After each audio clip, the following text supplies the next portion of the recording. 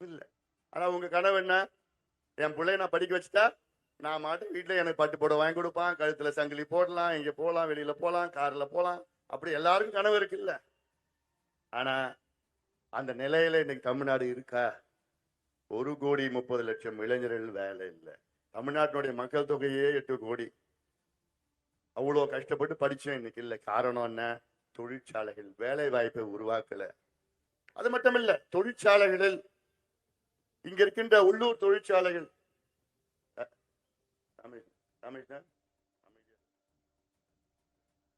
உள்ளூர் தொழிற்சாலைகளில் உங்க இளைஞருக்கு வேலை இருக்கா? அப்ளிகேஷன் போட்டா கொடுப்பாங்களா வேலை? யாருக்கு வேலை கொடுக்குறாங்க?